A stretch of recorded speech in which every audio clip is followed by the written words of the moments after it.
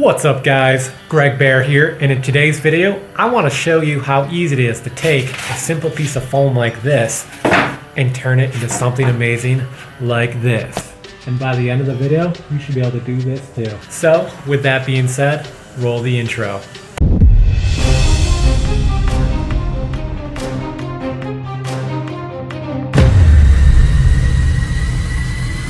So, if anybody has been following my channel since last year, I did the brick panel video last year, and that was before I actually had a Dremel tool. So this year, on the other half of this piece of foam, I'm going to do kind of like a castle wall theme with really big stones, and use the Dremel tool, of course.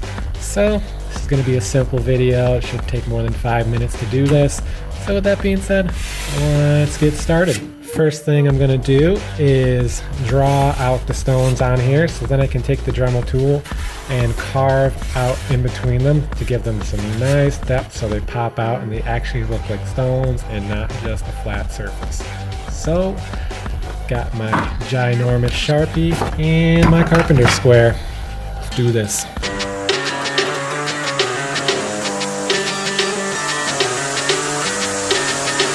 Alright, now that I have the grout lines all traced out, I'm going to take this Dremel tool and zip all the way down all these lines to give it a nice grout line to start giving these things some depth.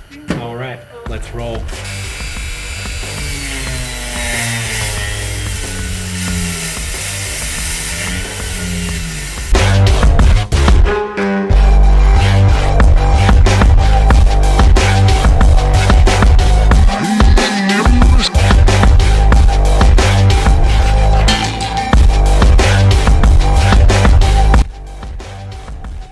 Alright, so got everything dremeled out.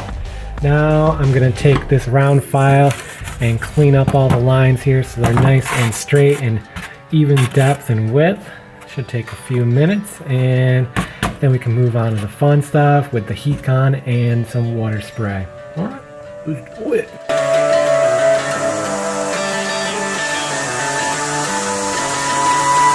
Hydra.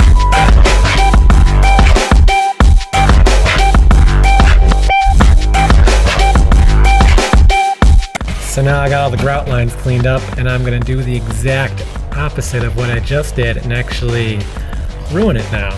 Well, not technically ruin it. I'm going to add some spots.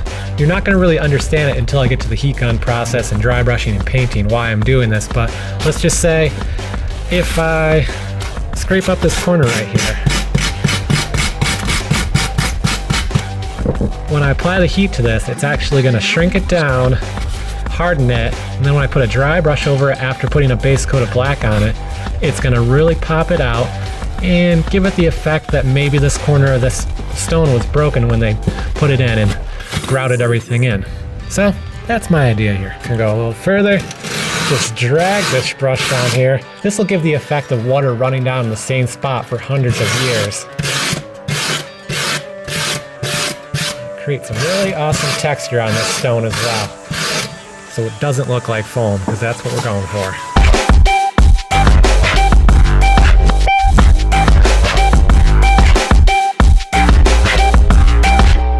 And here's where the magic happens.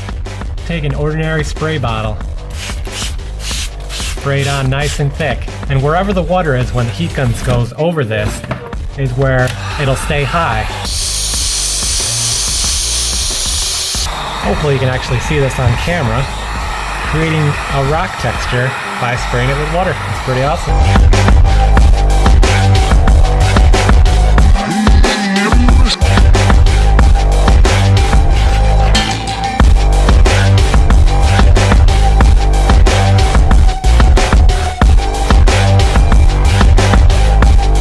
Alright, now that we have the rock texturing down, we just have to spray this down with a base coat of flat black, and when we get started with the dry brushing, and that's where it really starts to pop out and you'll start to see the realism, and it all pays off after that.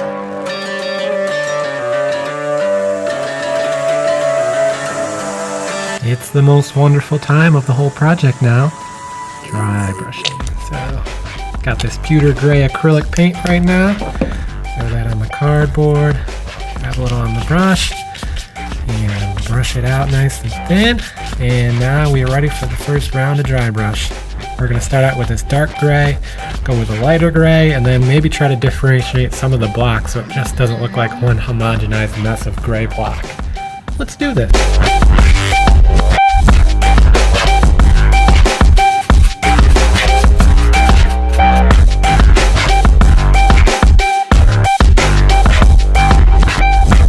So I've got the base layer of dry brushing done. So now I want to mix something up for the grout. So I'm going to take the same pewter gray. We're going to need a lot of this because I want it to look smooth. So this is more of just regular painting instead of dry brushing. I'm going to really try to fill it in well, because when you look at grout, it's very smooth compared to the stone that it's holding in place. We're going to take some brown and mix this together and see how it looks. You want to differentiate it from the stone itself, but not too much that it looks awkward and pops out. If you look at a lot of grout, it actually has a red hue to it because of the iron in the stone that they ground up that has a little bit of rust in it. So this has a nice color to it. I might add a little red in here to give it a little more red hue. That is definitely the color I'm looking for. So let's paint on this grout, and hopefully it's enough paint so I don't have to mix any more up.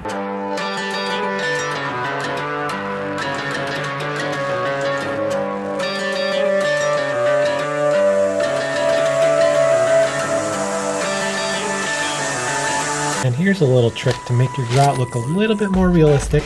You can actually use real grout powder, sand, or whatever you have around the house. I just have some hydraulic cement powder, so I'm just gonna use that.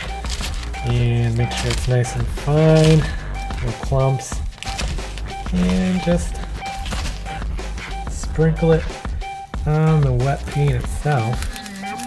It gets that nice, real, gritty texture that grout actually has. And don't worry about making a mess, because you can just blow all this off when you're done. And you'll just leave behind what's sticking to the paint. I got all the grout lines covered, so now I can just take this, lift it up, tamp it off.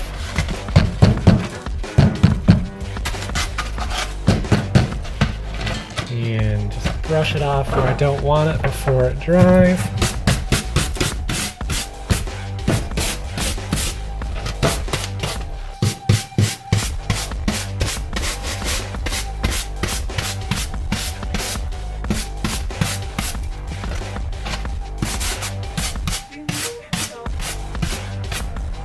And now you got a super realistic grout line that looks way better than just glossy paint. I'm winging this a little bit, but I've decided I'm actually going to take the hydraulic cement powder I have and sprinkle it over the entire thing, brush it in really good, and then tamp it off just to see how it looks.